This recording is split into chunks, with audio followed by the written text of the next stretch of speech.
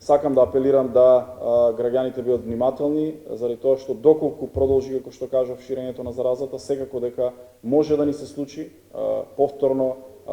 карантински викенди, полициски час, затворање на градот и се она што е потребно и што ќе се препорача од страна на владата, но верувам и убеден сум дека граѓаните нема да го дозволат тоа со целосна крајна внимателност и почитување на сите принципи и препораки. Бројката се менува од ден на ден, тоа се луѓе кои што се во изолација, нивни контакти,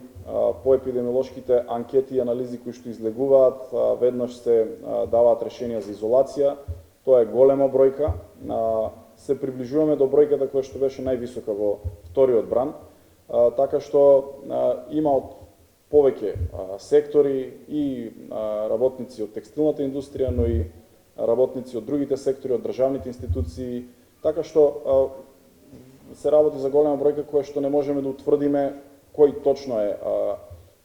ставен во самоизолација како граѓанин, тоа го имаат инспекторатите и тоа мора да се почитува. Најважно од се е да се почитуваат сите препораки, мерки и решенија кои што ги добиваат од државните институции, а наше уверување и надеж е дека таа бројка наскоро ќе почне да паѓа и секако и на ново заразените. И бројката со текстилните фабрики од ден на ден се менува во однос на нивно прекинување со работа.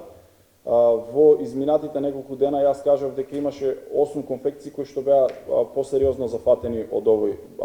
бран и удар. Неколку од тие конфекции беа целосно затворени, а дел од нив беа делумно затворени или работеа само со еден помал капацитет со оние луѓе кои што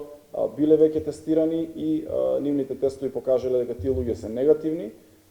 така што дел работат со одреден капацитет, дел беа целосно затворени, но при доаѓањето на тестовите на нивните вработени, оние кои што се негативни, тие го продолжуваат работниот процес со тие граѓани. Така што ова е состојба која што се менува од ден на ден и моето очекување е дека